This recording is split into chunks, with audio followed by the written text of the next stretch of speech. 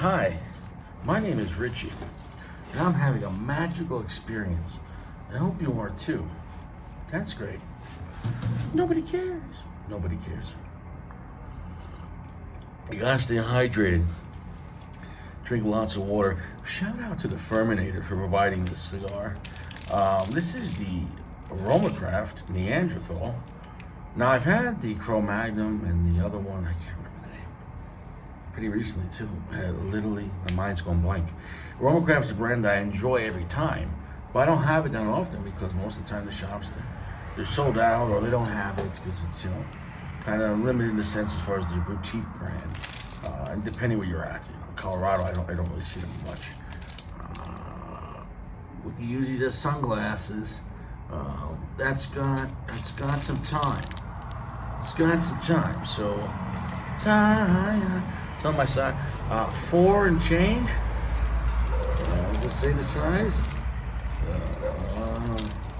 4 1/4 by 52. So it's a very short Robusto.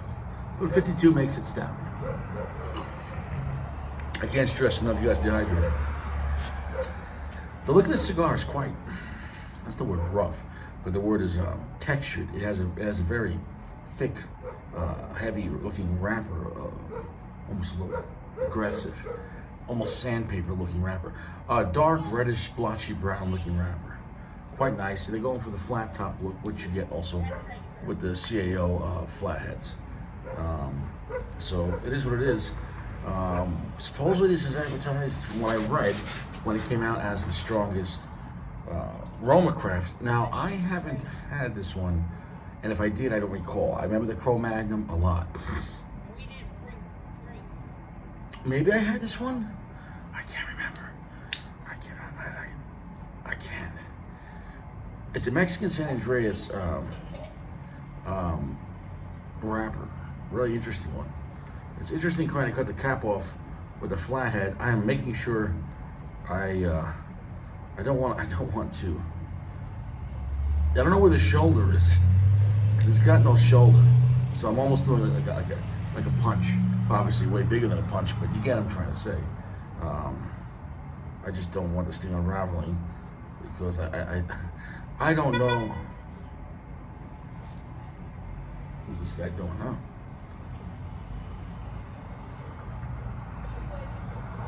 Oh, they're talking to someone over there. Okay. Well, fuck with Richie. I think that's plenty. What do you think? Is that enough airflow? Well, we figured something out. A 52 gauge cigar is about the diameter of my thumb, so that'll be a good gauge. If it's close but smaller than my thumb, it's going to be 50 gauge, right? And we'll see. It is a rather thick looking wrapper. The cigar looks like in my opinion, a nice upper mid-tier cigar. The presentation and the quality of the cigar looks solid. Does not look like a cheap cigar.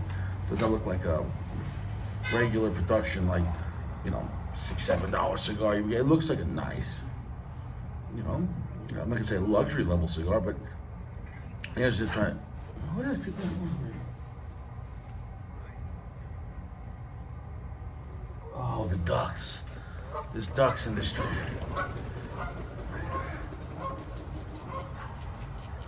Honey, get the wingmaster. I don't know if wingmaster is a guy going hunting or a fat man at the all-you-can-eat chicken wing buffet. I am the wingmaster. What do I expect? I expect the cigar to be strong. I expect the cigar to be pungent. I expect the cigars to be flavorful, some type of sweetness, some kind of funkiness. Stuff that Roma Craft is known for. It's different, it's unique. They're generally pretty powerful, but they're generally enjoyable cigars that aren't boring or run-of-the-mill. It's a boutique brand that generally is worth the boutique price and worth even getting. Even if it was the same price as mid-tier stuff, $10, $12, why should I smoke your brand? And I can honestly say the Cro-Magnums I've had, they gave me a reason because they're nice. Huh? Now I'm using soft, gentle heat. Now today is the Super Bowl, and I really couldn't care less. Oh no, this is gonna go out. I gotta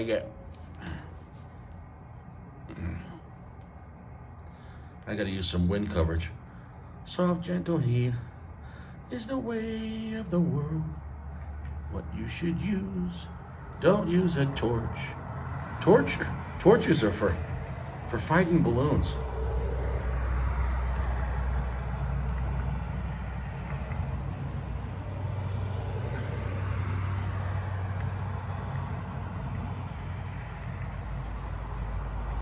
Very thick, heavy tobacco.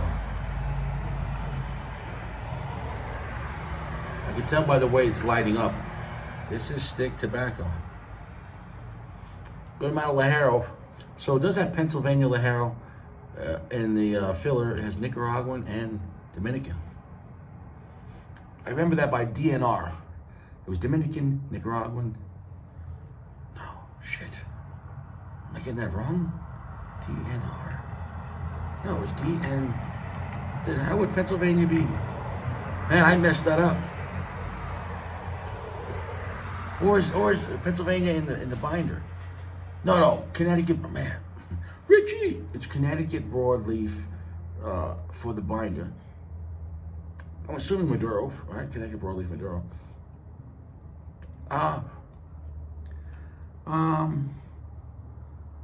assuming that, right?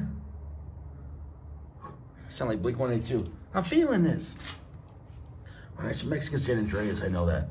Maduro for the, well, I don't know Maduro for Seguro, I don't know. Connecticut broadleaf binder. Interesting blend. Yeah, it did have Pennsylvania. It did say, I don't know why I thought DNR though. Dominican and Nicaraguan. But it said Pennsylvania Lajero. It had a certain name to it too.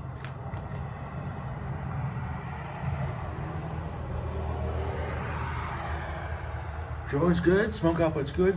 And this cigar's got some time on it. Big Firm sent us here, and to get that yellow in the cellophane, is it a month? No. Is it 6 months? I don't think 6 months. A year at least. 2? Could be. More? I don't know.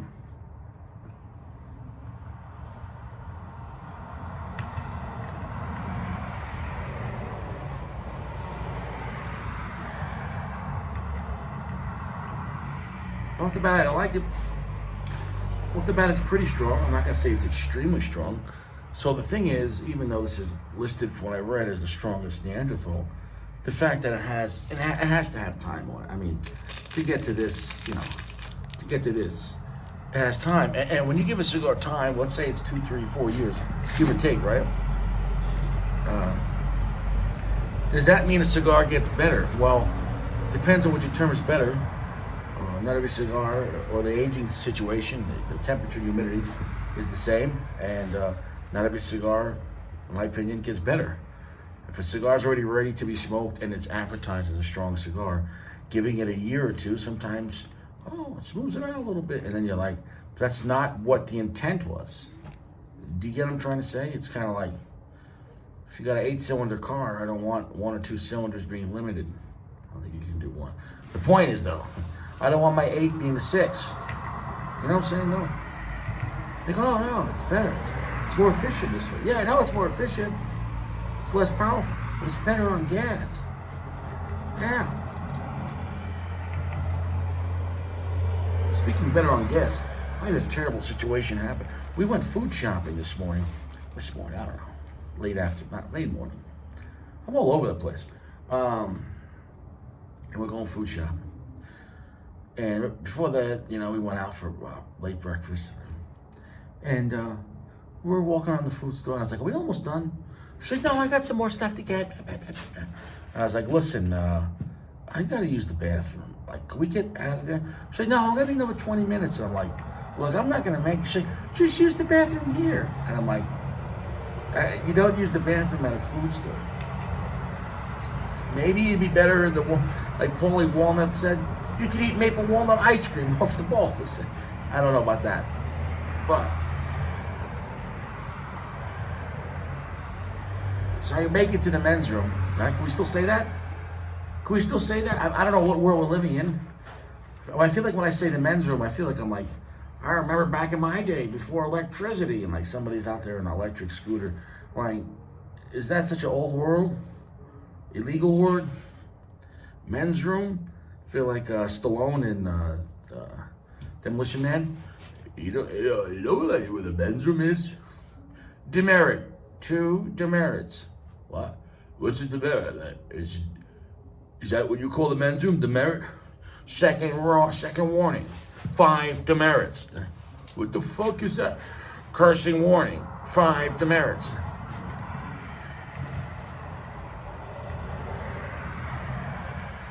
Those movies weren't movies. They were predicted programming by the CIA.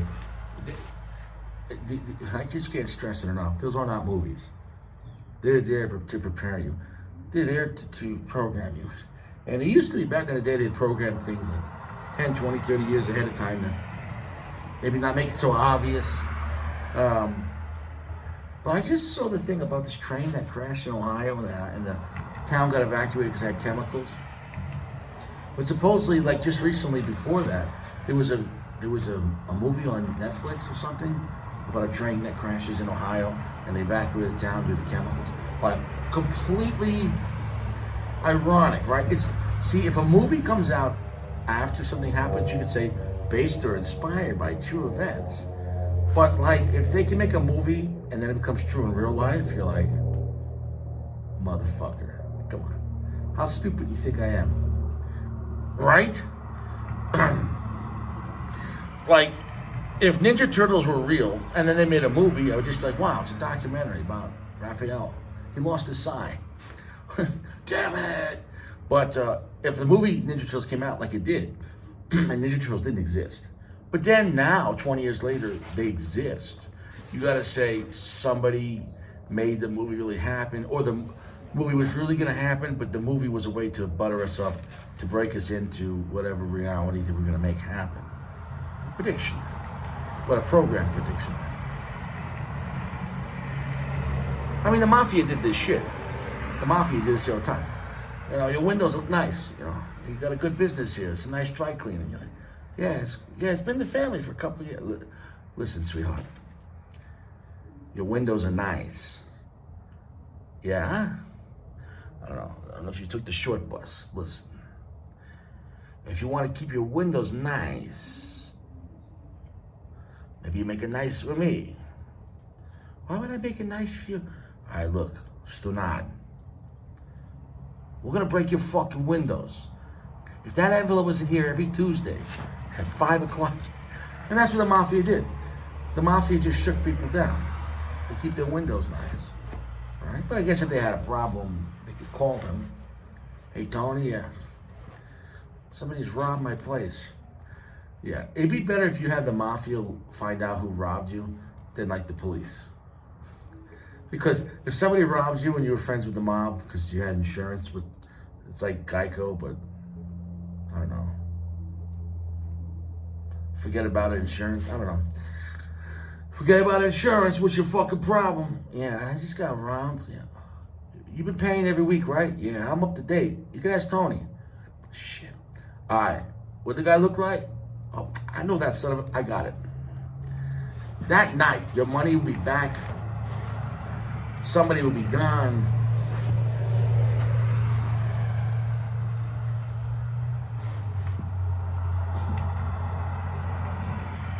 Cigars pick it up. It's a quite tasty cigar. However, though, I'm not getting the original intent only because this cigar has a lot of time on it. So it wouldn't be a fair judge for me to say what the cigar tastes like as the original intent. I can tell you now, in my opinion, when you give a cigar time, if it's a strong cigar, to me, you lose its essence. It's still good, it could be great, but it's not the true intent. It's like ballistics. Point blank, 50 yards, 100 yards, 300 yards, at a certain point, breaks even, and then from there it's downhill. It's losing velocity and energy. You understand what I'm trying to say? It's always going to keep his mass until impact. But, and then from there, who knows? But what I'm trying to say, that's weight retention. What I'm trying to say is the energy behind the cigar, over time, it dwindles. At what point, maybe at the beginning, it doesn't matter. At a certain point, that's the strongest it's ever going to be. And then from there, it goes down. Every cigar could peak at a different point, and then the factoring of the condition of the storage, temperature, humidity, and what is it around as well. Who knows?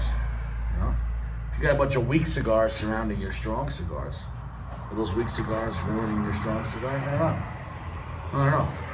I feel like the guy in Goodfellas. I don't want to see his face when I'm aging my Maduros. I don't want to see. I don't know.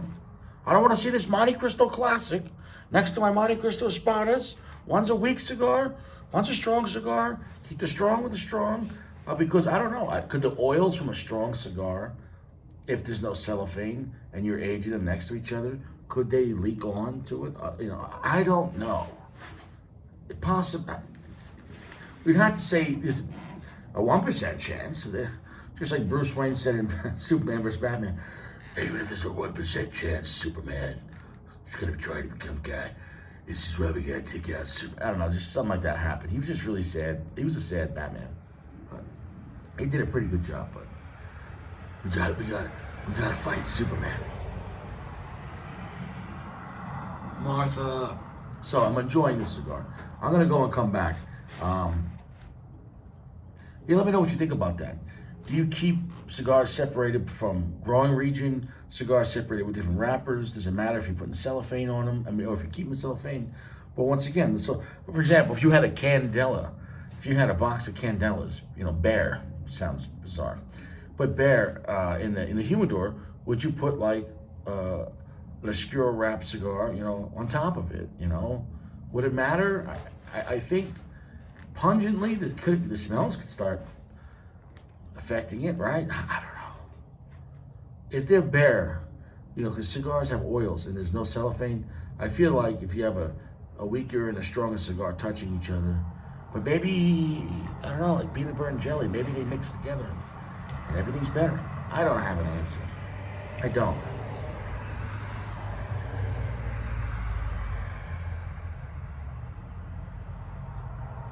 I like this cigar. Slightly sweet. It's pretty spicy. My burn is horrendous, but it is rather windy out today. Maybe that's affecting. It is pretty windy out.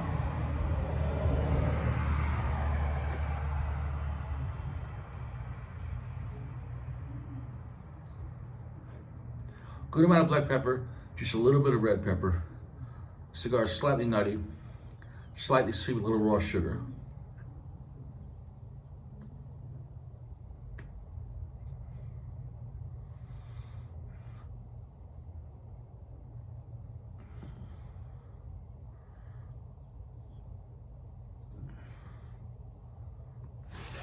Good amount of earth coming as well. And right there, like a graham cracker sweetness there coming in. So honestly, it's a nice blend. And the strength is picking up.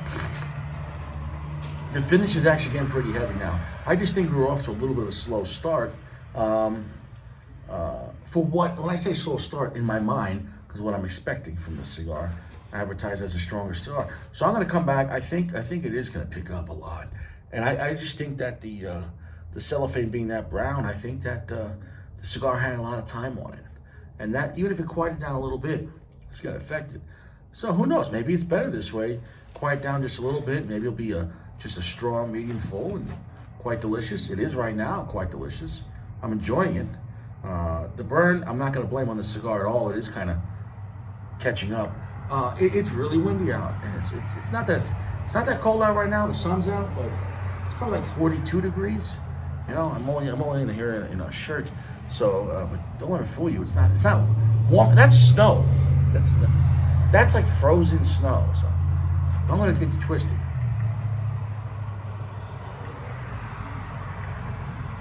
Oh yeah. So anyways, back to the food store. I had to go to the bathroom. God, I went off on a tangent. I make it to the men's room. There's one stall. So you got one option. Sounds like Eminem. You only got one chance to go. Don't. Mom, spaghetti. Don't. You better lose yourself. So I went in there, closed the thing, and I'm like, oh God. I'm assessing the situation.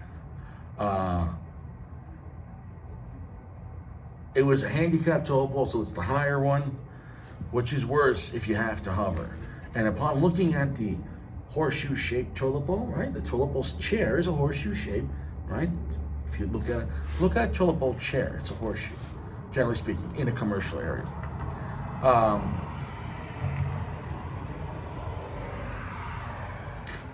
There was blood and shit all over it. And more blood than shit. And on the back part, like where your ass is. I looked at that, and there was zero chance of me sitting on that toilet bowl. Not for $1 million. AIDS is real. Somebody blew out their ass. Somebody lost it. There was a firefight. Yes, shout out to Boondock Saints. Yeah, so anyways, somebody blew it up. There was blood and shit everywhere. Disgusting. So I had to hover. So anyways, it was terrible. It's a terrible experience. Yeah. You should be hovering in public restrooms like that. No skin on skin contact. I just can't stress it enough. No, don't do it. Don't do it. So that was that. But anyways, before that, when I was in the produce aisle, over the intercom, they said, "Attention, King Super shoppers. Today we're having a special on Valentine's Day chocolate-covered strawberries. What are you getting for your special loved one this year for Valentine's Day? That's right. Get yourself a dozen chocolate-covered strawberries right now on sale in the bakery aisle." So whatever. And right next to me is a couple, an older couple. And the woman was pretty fat, and the guy was not fat. So I could tell he hated his life. He hated his life.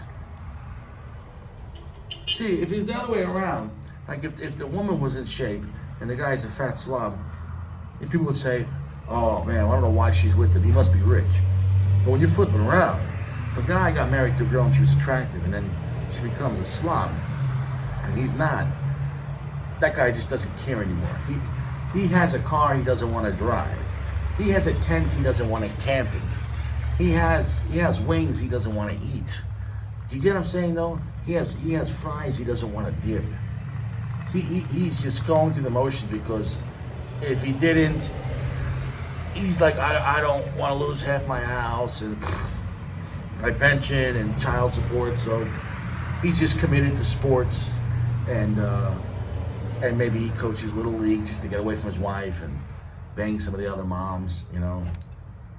You get what I'm trying to say, that kind of guy. So right after that little advertisement, what are you getting for your loved one? You're going to get chocolate-covered strawberries. And he's next to his wife, and the commercial ends on the radio. And I'm packing up some apples in a bag. And he says to his wife, "You know what I'm getting you, honey, for Valentine's Day?" And she's like, "What? Chocolate-covered strawberries?" And he goes like this. I can see the guy. I'm right next to him. He goes, "I'm getting you this, bitch." And he goes like that. And she looks at him, and he walks away.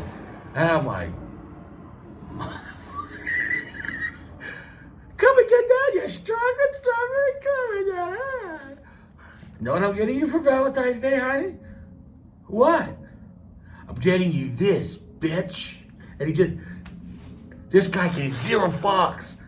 This guy doesn't want his wife anymore at all. But he's stuck in the middle with you. He hates his wife, which means he hates his life. But he doesn't want to lose his pension, so he's going to suffer.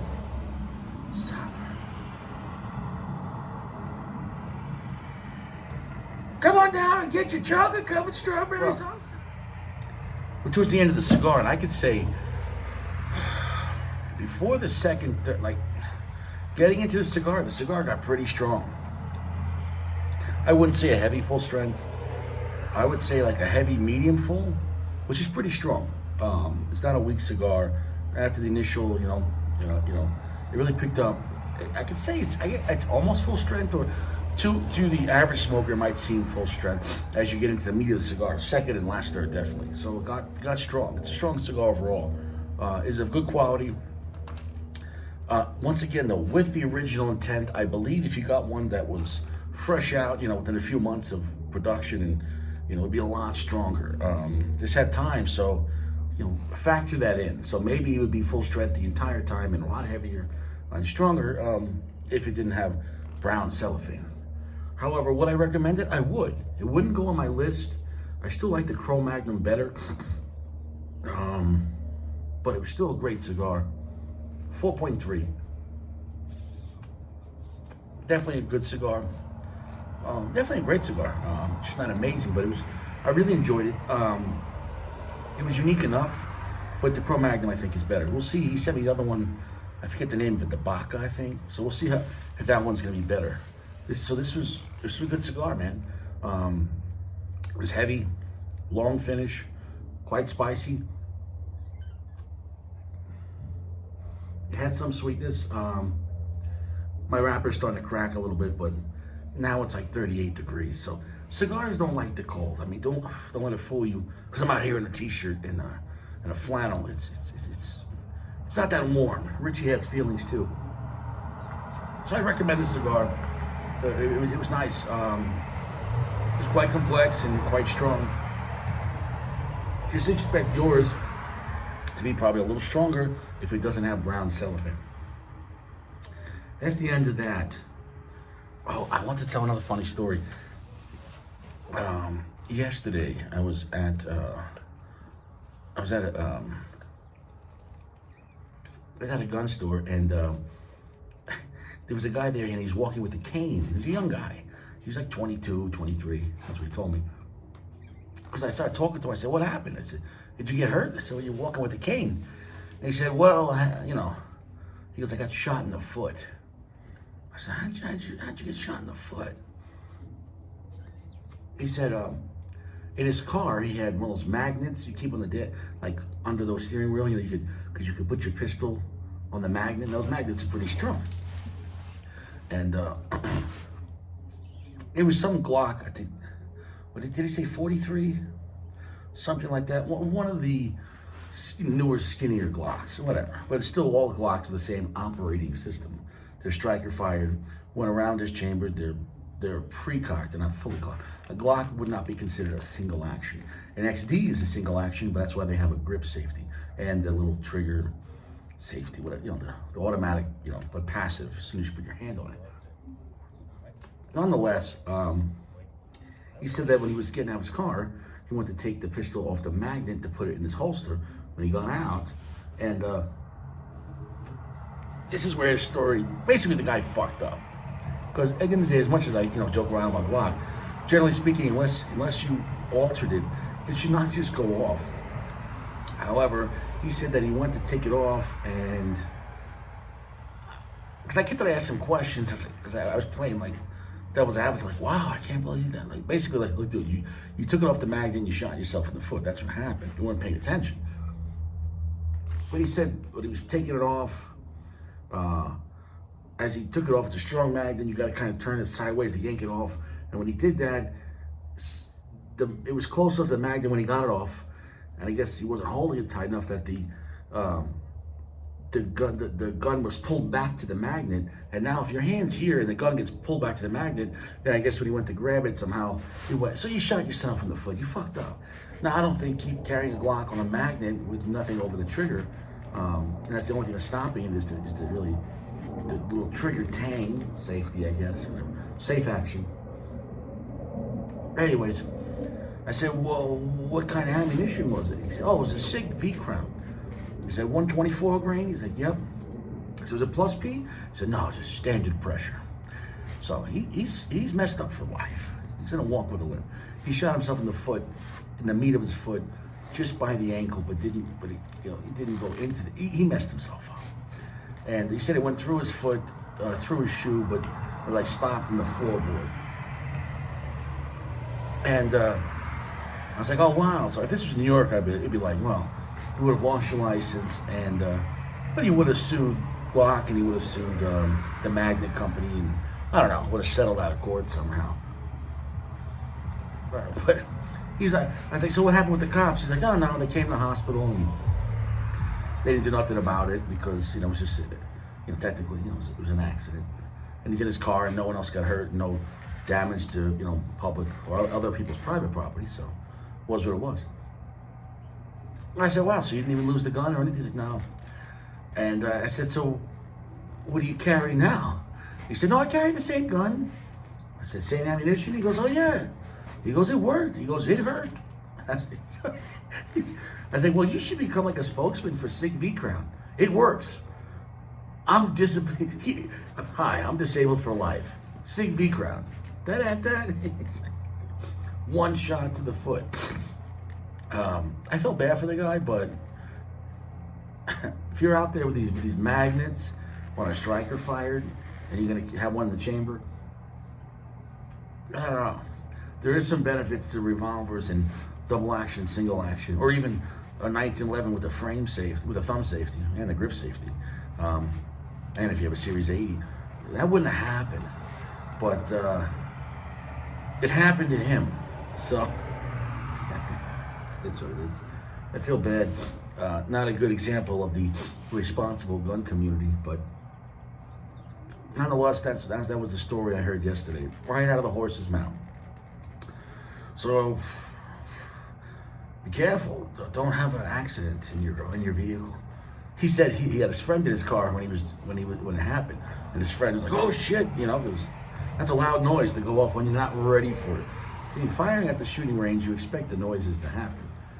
When you're in a parking lot, So then he said he got out of the car and his friend drove him to the hospital. So it is what it is.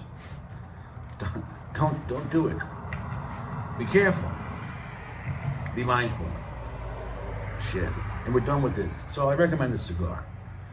I guess get some strawberries for your missus, not the middle finger. And I hope you had a good time. I'm happy. I had a good time. I'm happy that I have my feet. Don't do that. Don't shoot yourself in the foot. Peace out. I'm predicting Eagles over Chiefs. That's my prediction. By 3.